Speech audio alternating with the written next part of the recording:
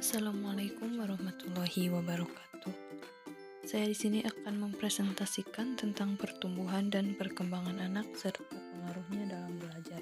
Langsung saja pada materi yang pertama, yaitu pertumbuhan dan perkembangan anak.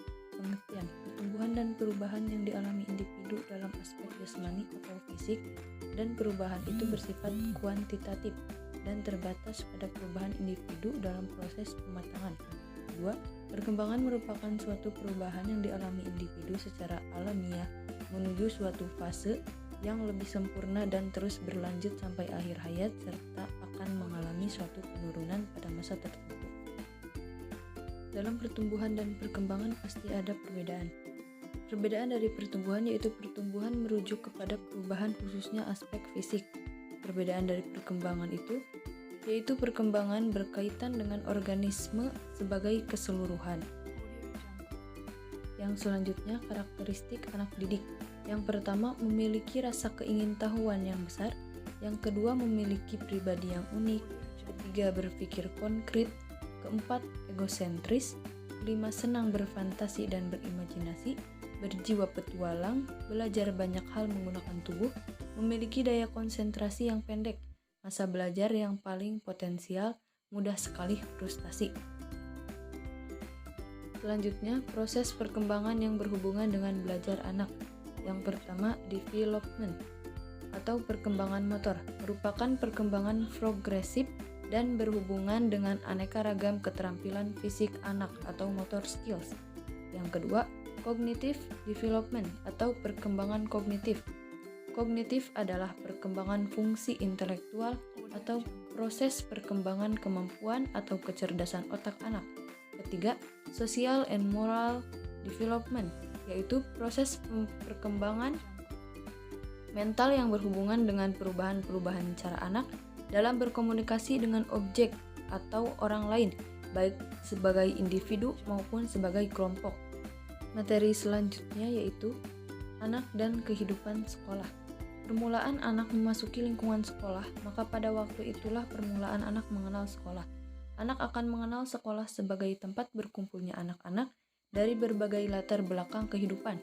Anak yang pada mulanya belum saling mengenal antara yang satu dengan yang lainnya, beberapa hari kemudian sudah saling mengenal dalam ruang lingkup pergaulan yang terbatas.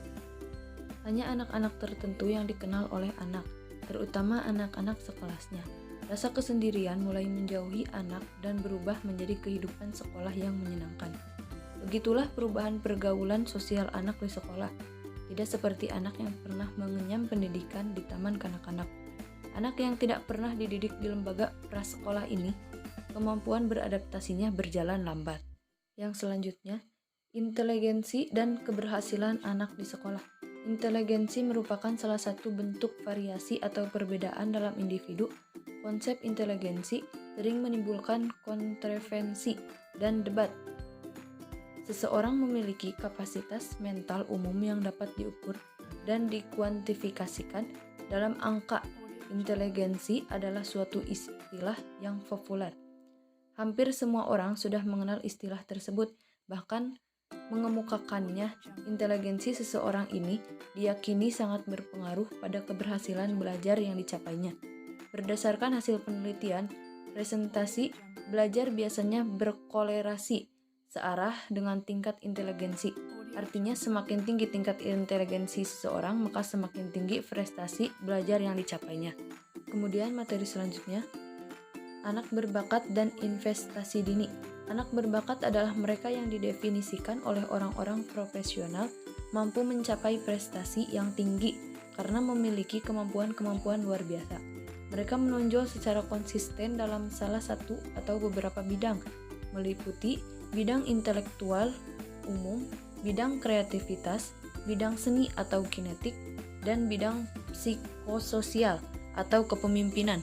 Mereka memerlukan program pendidikan yang berdiferensiasi dan atau pelayanan di luar jangkauan program sekolah biasa agar dapat merealisasikan turunan mereka terhadap masyarakat maupun terhadap diri sendiri.